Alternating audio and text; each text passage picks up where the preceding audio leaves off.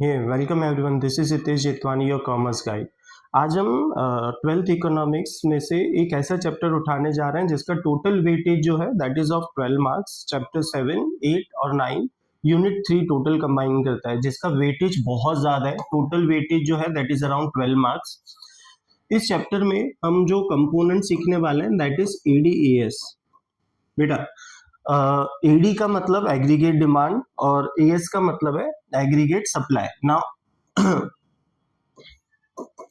सबसे पहले हम एग्रीगेट का मतलब समझते हैं बेटा कि what is aggregate demand and what is aggregate supply. देखो बेटा, एग्रीगेट मतलब total. So basically total demand of country is known as aggregate demand, और टोटल सप्लाई मतलब एग्रीगेट सप्लाई। अगर हम देखें बेटा, aggregate supply means total supply of country. तो इस चैप्टर में हम पहले तो ये दो कंसेप्ट सीख लें कि एग्रीगेट डिमांड क्या होता है, एग्रीगेट सप्लाई क्या होता है। So that is nothing else. Aggregate demand जो है वो total demand of country. Now यहाँ पे हमें दो चीजें ध्यान रखनी है जो आप ऑलरेडी नेशनल इनकम में सीख चुके हो। हम यहाँ पे जो इकोनॉमी का सेक्टर लेंगे वो टू सेक्टर इकोनॉमी लेनी है बेटा। टू सेक्टर इकोनॉमी में हमारा जो पहला जो सेक्टर है दैट इज हाउस होल्ड्स, और जो दूसरा सेक्टर है बेटा वो है हमारे firms. Until unless it is told कि तुम्हें थर्ड सेक्टर गवर्नमेंट लेना है और फोर्थ सेक्टर जो है वो रेस्ट ऑफ द वर्ल्ड मतलब नेट एक्सपोर्ट्स लेने हैं, तब तक हम एक ही चीज पे फोकस करेंगे कि हमारी इकोनॉमी टू कमोडिटी मॉडल पे रन कर रही है। नाउ एडी की अगर हम बात करें बच्चों, तो सबसे पहले हम इसके कर्व्स ज्यादातर एग्जाम में पूछे जाते हैं, इसके सम्स भी आते हैं। तो एग्रीगेट डिमांड के बारे में अगर हम देखें बेटा, तो एग्रीगेट डिमांड का जो फॉर्मूला है AD is equal to C plus I. ठीक है, मैं समझा रहा हूं बेटा what is C and what is I. Aggregate supply की बात करें तो AS is equal to C plus S. अब बच्चों यहाँ पे एक चीज आपको ध्यान देनी है कि हम कौन सी चीजें कैसे डिनोट करते हैं। तो हमारे जो कंजप्शन है वी डिनोट कंजप्शन बाय सी। हम कंजप्शन को सी से डिनोट करते हैं। हमारे दूसरे जो है दैट इज एन इन्वेस्टमेंट, आई को हम इन्वेस्टमेंट को आई से डिनोट करा जाएगा बेटा। वैसे ही एग्रीगेट सप्लाई में हमारा सी जो है वो कंजप्शन बता रहा है और एस जो है वो हमारा सेविंग बता रहा है। अब बच्चों एक चीज हम समझते हैं कि हमारी जो इनकम होती है उस इनकम के हम दो पोर्शन बनाते हैं। एक पोर्शन जो हम खर्च कर लेता है, ये वाला बेटा, और दूसरा जो पोर्शन होता है जो हमारा इन्वेस्टमेंट होता है। नाउ यहाँ पे एक चीज हम मान के चलेंगे बेटा, ये अजम्पशन करके चलना है as per this chapter. There is an assumption कि जो इन्वेस्टमेंट्स हैं बेटा वो ऑटोनॉमस है। नाउ ऑटोनॉमस का मतलब होता है बच्चा दैट इज फिक्स्ड। हम ऐसा मान के चलेंगे कि जो इन्वेस्टमेंट है वो हमारे फिक्स्ड है। इन्वेस्टमेंट का इनकम लेवल से कोई लेना देना नहीं है। सो अगर जीरो लेवल इनकम हुआ तो भी हमारे उतने ही इन्वेस्टमेंट होंगे, अगर हमारी इनकम बढ़ती भी गई तो भी हमारे उतने ही इन्वेस्टमेंट होंगे। That is most important thing जो हमें याद रखनी है एज एन अजम्पशन। हम यहाँ पे अगर एएस की बात करें तो एएस में AS is equal to Y. ना वाई क्या होता है सर? बेटा वाई जो है वो हमारी इनकम है। हम इनकम को, नेशनल इनकम को वाई से डिनोट करेंगे, आई से नहीं, क्योंकि आई से इन्वेस्टमेंट डिनोट होता है। ना ये फॉर्मूला अगर प्रूव करें बच्चों के AS is equal to C plus S या वाई कैसे हुआ बेटा, देखो हमारी इनकम एएस टोटल हम जितना सप्लाई करेंगे हमारा उतना इनकम होगा। ठीक है, उस इनकम में से हम एक पोर्शन जो है वो कंज्यूम कर लेंगे, जो दूसरा पोर्शन बचा वो हम सेविंग कर लेंगे। आई होप यहां तक क्लियर होगा बच्चों। देखो यहां तक हमने क्या क्या चीजें देखी, aggregate demand, aggregate supply. Aggregate demand मतलब total demand of country, aggregate supply मतलब total supply of country. Aggregate demand का जो फॉर्मूला है AD is equal to C plus I. Aggregate supply का जो फॉर्मूला है AS is equal to C plus S. यहाँ पे एक चीज हमें ध्यान रखनी है कि हमारे जो इन्वेस्टमेंट है वो कैसे है, वो हमारे इन्वेस्टमेंट ऑटोनॉमस है, मतलब हम उसको फिक्स्ड कंसीडर करके चलेंगे। बच्चों ये जो इन्वेस्टमेंट ऑटोनॉमस है ये आपको ध्यान रखना है। It could be there in assertion reason, it could be there in case studies, तो ये आपको बहुत ज्यादा ध्यान रखना पड़ेगा। एएस में सी प्लस एस, एएस का जो फॉर्मूला है वो C plus S is equal to Y बनेगा बेटा। चलो आगे बढ़ते हैं बेटा। एक यहाँ पे मैं टेबल लिख रहा हूं हो सके तो आप साथों साथ लिखते जाओ बच्चा मेरे साथ। ओके, नाउ एक ऐसा टेबल जो चैप्टर 7 हमारे एडीएस में, चैप्टर 8 शॉर्ट रन इक्विलिब्रियम और चैप्टर 9 हमारा excess and deficient demand and supply में यही टेबल आपको बहुत काम आएगा बच्चों। तो क्या क्या चीजें हैं, तो let us begin with the table. हम टेबल को शुरू करते हैं हमारे y से।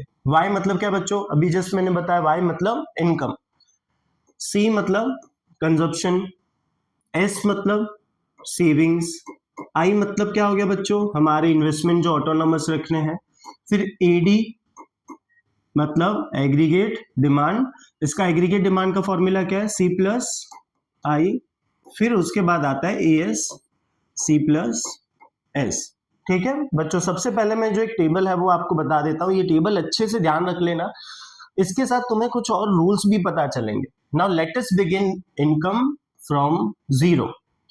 बच्चों एक क्वेश्चन आता है जहां पे हमें एक चीज समझनी पड़ेगी कि सर इनकम जीरो से शुरू होती है, तो my answer is very simple, हाँ। क्योंकि देखो बेटा, आप अभी भी जो एज में हो बेटा, you are not earning right now, even जब बच्चा पैदा होता है तो पैदा होते ही कुछ कमाता नहीं है, तो income always starts from zero. एक चीज ये रूल याद रखना बेटा। उसके बाद एक काम करते हैं, हम गैप ले लेते हैं 80-80 का।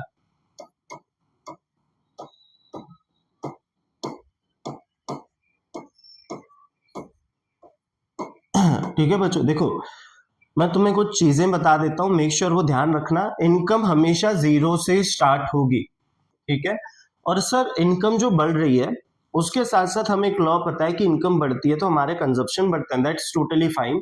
और ये भी हम चीज ध्यान रखेंगे कि इनकम को हम जब बढ़ा रहे हैं तो इनकम को हम सेम इक्विवेलेंट लेवल पे बढ़ाएं। जैसे कि अगर आप यहाँ पे ऑब्जर्व करोगे तो हमारा जो गैप है बेटा, हर एक नंबर के पीछे हमने 80-80 का गैप लेके रखा हुआ है ना। अगर कंजप्शन की बात करें तो हम कंजप्शन जो है वो 40 से शुरू करते हैं। सर जीरो से क्यों नहीं, बेटा देखो income is always zero, income always starts from zero, consumption can never be zero. Consumption कभी जीरो नहीं होते बच्चा, जब बच्चा पैदा होता है, जब छोटा बच्चा होता है, सो बिफोर इवन बर्थ वो अपने कंजप्शन, अपने खर्चे अपने साथ में लेके आता है, जैसे food, shelter, cloth, education, health, there are multiple. तो ये सारे खर्चे जो होता है वो इंसान के पहले दिन से, उसके पहले से ही उसके खर्चे शुरू हो जाते हैं। तो ऑलवेज रिमेंबर कि कंजप्शन कभी भी जीरो नहीं होंगे बच्चों, ठीक है। तो कंजप्शन हम 40 से शुरू करते हैं, विल टेक द गैप 60-60। 40 में 60 ऐड करोगे तो बेटा क्या आएगा, 100, 160, 220, 280, 340 एंड 400। ठीक है बच्चों, देखो यहाँ पे मैंने आपको क्या क्या चीजें सिखाई वो हमेशा ध्यान रखना, ये टेबल आपको बहुत काम आएगा till we complete this entire unit. Income हमेशा जीरो से शुरू करनी है, कंजप्शन जीरो से शुरू नहीं करने। दूसरा बच्चों, हमने यहाँ पे जो गैप लिया हुआ है वो गैप हमने 80-80 का लिया हुआ है, और यहाँ पे हमने जो गैप लिया हुआ है दैट इज ऑफ 60-60। ये हमें बहुत ध्यान रखना है। कंजप्शन का जो स्पीड है बेटा वो हम कम रखेंगे, और इनकम की जो स्पीड है हम ज्यादा रखेंगे। इनकम ज्यादा लेवल पे बढ़ता है और कंजप्शन जो है वो इतना ज्यादा नहीं बढ़ते। नाउ यहाँ पे बच्चों मैंने आपको पहले ही एक चीज बता दी कि सेविंग्स जो है वो कैसे मिलेंगी सर। तो बेटा वाई में से अगर कंजप्शन, इनकम में से अगर कंजप्शन माइनस करें तो हमें क्या मिलेगा, हमें सेविंग्स मिल जाएंगी। जीरो में से 40 माइनस करें तो आंसर क्या आएगा, -40। 80 में से 100 माइनस करोगे तो बेटा -20। 160 में से 160 माइनस करोगे तो 0, 20, 40, 60 और 80। ठीक है बेटा। अब एक चीज और ध्यान रखना बेटा, जब हमारे कंजप्शन जीरो से कभी स्टार्ट नहीं होते, हमारी इनकम जीरो से स्टार्ट होती है। तो जब हमारी इनकम जीरो होती है, हमारे कंजप्शन जो है वो मिड से स्टार्ट होते हैं।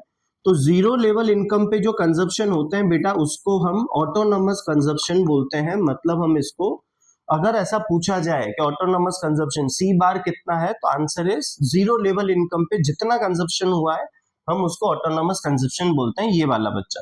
ठीक है, ओके चलो आगे बढ़ते हैं। सर अभी इन्वेस्टमेंट का क्या करना है, तो इन्वेस्टमेंट बेटा जैसे मैंने आपको पहले बताया वैसे ही हम इन्वेस्टमेंट को 40-40 कंसीडर करेंगे, ऑटोनॉमस रखेंगे। इन्वेस्टमेंट हमेशा हम 40 पे रखेंगे बेटा, ठीक है, ये चीज ध्यान रखनी है आपको। ओके ठीक है, नाउ ईडी निकालो बेटा। एडी मतलब सी प्लस आई, तो अगर हम ये सी और आई को प्लस करें तो हमारे पास एडी का आंसर आ जाएगा, करेक्ट। 40 प्लस 40 80, 140, 200, 260, 320, 360 और 400। ठीक है बच्चा, यहाँ पे ES मतलब C प्लस एस, अगर हम इन दोनों का प्लस करेंगे, ध्यान रखना बेटा, इन दोनों का प्लस करेंगे तो हमारे पास AS आ जाएगा। एंड ऑलवेज मेक श्योर हमारा AS और Y इक्वल होता है बेटा, ठीक है। तो प्लस 40 माइनस 40 कितना होगा, 0। 100 माइनस 20 कितना होगा, 80।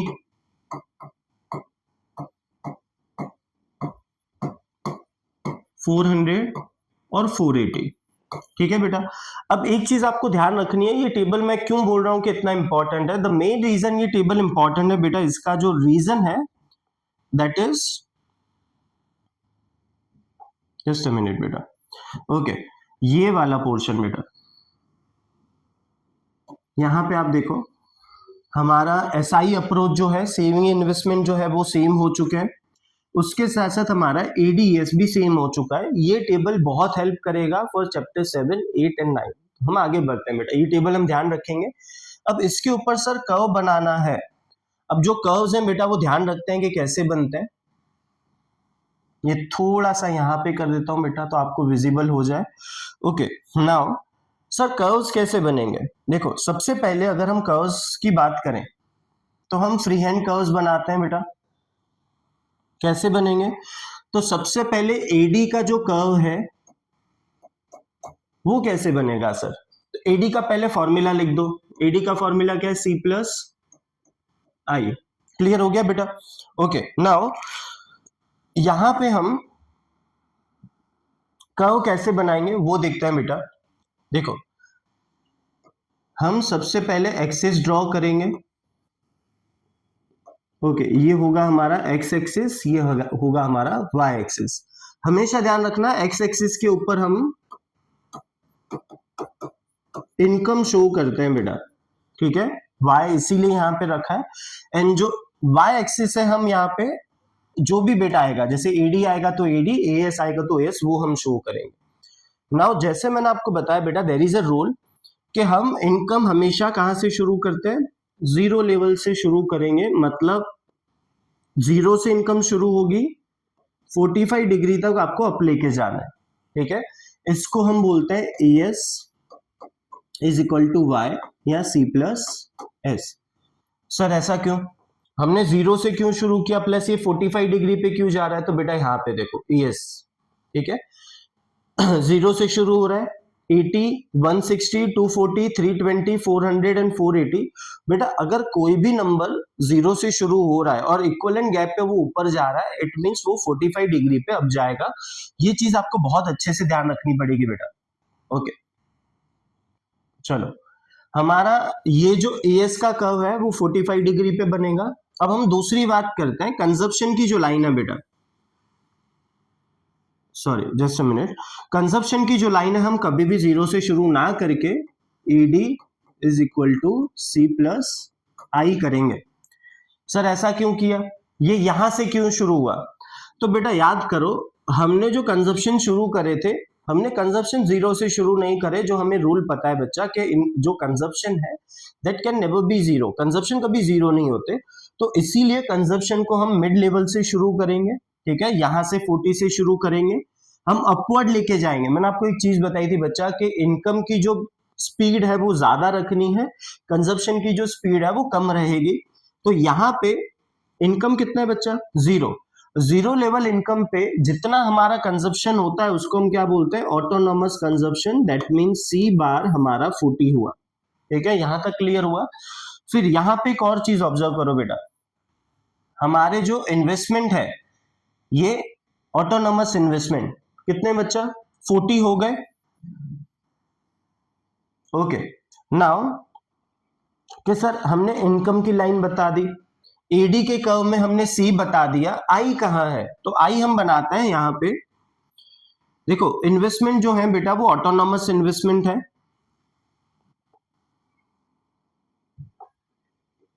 ऑटोनॉमस इन्वेस्टमेंट मतलब 40 से शुरू हुए थे बेटा इन्वेस्टमेंट, हम यहाँ पे ऑटोनॉमस इन्वेस्टमेंट जो है वो ऐसे डायरेक्टली लाइन बना देंगे और यहाँ पे आई लिख देंगे बेटा। ये जो टोटल कर्व है जिस हिसाब से बनाया गया है बाय यूजिंग स्केल, बेटा अगर आप ये कर्व बनाओगे ना, make sure you will getting full marks बेटा। इस क्वेश्चन के जितने भी मार्क्स होंगे आपको फुल मार्क्स मिलेंगे। मेक श्योर कुछ चीजें वापस से मैं बता देता हूँ क्या क्या ध्यान रखना है।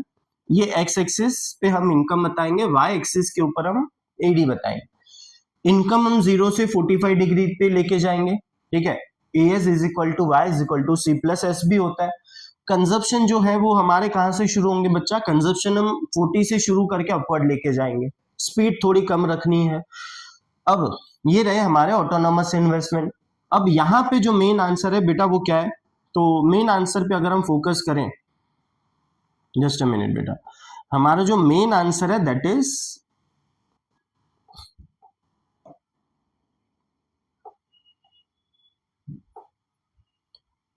ये हमारा इक्विलिब्रियम लेवल।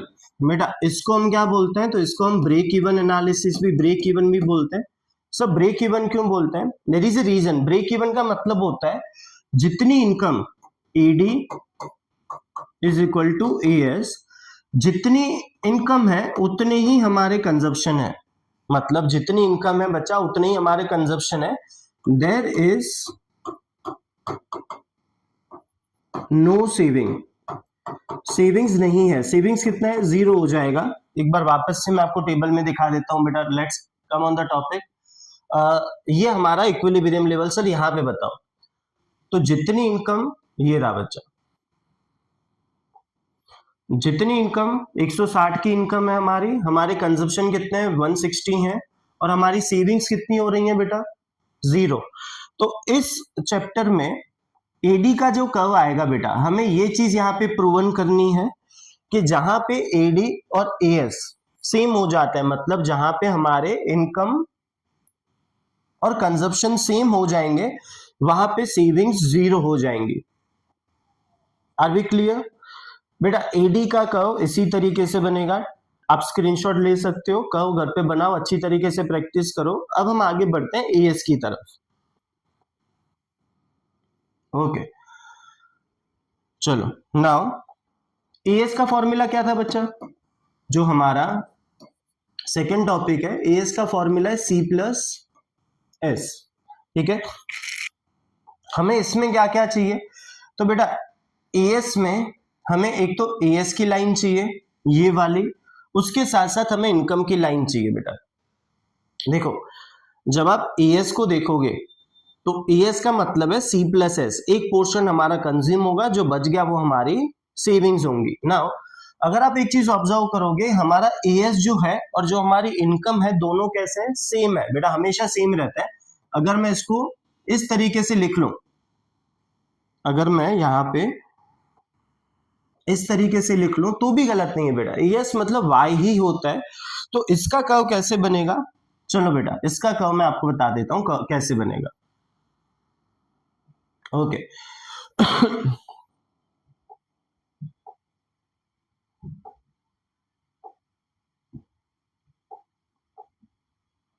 सबसे पहला काम हम क्या करेंगे सर, वही एक्सिस बना देंगे, करेक्ट है। ये हमारा एक्स एक्सिस हो गया, ये हमारा वाई एक्सिस हो गया। यहाँ पे हम क्या बताते हैं बेटा, यहाँ पे हम इनकम बताएंगे, और एक्स एक्सिस पे इनकम बता रहे हैं, तो वाई पे क्या बचा, तो हमारा यहाँ पे बचा एएस, ठीक है। क्या बचा बेटा, एग्रीगेट सप्लाई बच गया। अब आप एक चीज ऑब्जर्व करोगे कि हमने इनकम जो है, जो एएस है, वो कहां से शुरू करी है, 0 से। नंबर इक्विवेलेंट लेवल पे जो है वो बढ़ रहा था। तो इनकम का जो कर्व होता है बेटा, जब आप एएस का कर्व बनाओगे, अगर मैं एएस के कर्व को इनकम का कर्व बोलूं तो भी बेटा कुछ गलत नहीं है, ये 45 डिग्री पे अब जाएगा। इट इज मैंडेटरी बेटा, I am not telling you कि आप जितने भी ज्योमेट्री के टूल्स हैं उससे वो मेजर करो प्रोटेक्टर वगैरह से, बट मेक श्योर कि वो लाइन 45 जितनी होनी चाहिए। It should not be like कि भाई वो विजिबल हो रही है कि वो 45 डिग्री नहीं है। तो दैट इज इन रूल कि इनकम स्टार्ट्स फ्रॉम 0। इनकम कहां से शुरू होगी बेटा, इनकम जो है वो 0 से शुरू होगी, देन ग्रेजुअली वो बढ़ती जाएगी, जैसे 80, 160, 240, 320 जैसे हमने लिखा था। अगर आप दोनों कर्व को ऑब्जर्व करोगे बेटा, ये आप टेबल एक बार लिखना चाहते हो तो लिख लो बेटा, make sure you are taking screenshots. ये हमारे डिफाइन थे दोनों, ये हमारा टेबल, सारी कॉलम्स जो है वो हमने अच्छे से बना के रखी हुई हैं। देन इट कम्स एडी का कर्व जो है बच्चा वो इस तरीके से बनेगा, मेक श्योर वो ऐसा ही होना चाहिए जहां पे एडी और एएस दोनों इंटरसेक्ट करेंगे, वहां पे हमारे सेविंग जो है वो जीरो हो जाएंगे। अगर आप यहाँ पे लिखना चाहते हो फॉर अ रिजल्ट, अगर मैं यहाँ पे लिख दूं बेटा कि सेविंग्स जो है यहाँ पे कितनी होती है, जीरो, वो ऑलरेडी हमने वो टेबल में प्रूवन कर दिया था।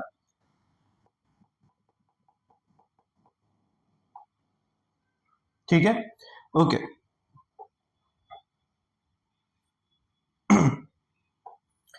चलो आगे बढ़ते हैं बेटा। हमने एएस के कर्व को देखा कि एएस जो है वो कैसे वर्क करेगा, AS is equal to C plus S. AS और इनकम दोनों सेम होता है, इसीलिए जब भी एएस का कर्व बनाओगे that is going to be very easy. तुम्हें एक्सिस बनाने के बाद उसको 45 डिग्री पे अप लेके जाना, नथिंग एल्स। यहाँ पे आपका एडी और एएस जो है वो पूरा कंप्लीट होता है। आई होप आपको समझ में आया होगा। If there is any doubt आप कमेंट सेक्शन में बेटा लिख देना, आई विल मेक श्योर कि मैं उसका रिप्लाई दूं। एंड पार्ट 2 में मैं आपके लिए लेके आऊंगा जो हमारे सेविंग एंड कंजप्शन फंक्शन है उसके कर्व्स, प्लस सेविंग फंक्शन और कंजप्शन फंक्शन का जो रिलेशन है वो हम लेके आएंगे, और पार्ट 3 में हम चैप्टर क्लोज कर देंगे। टेक केयर गाइस, प्लीज जाते जाते सब्सक्राइब करके जाइएगा। Thank you so much, have a nice day.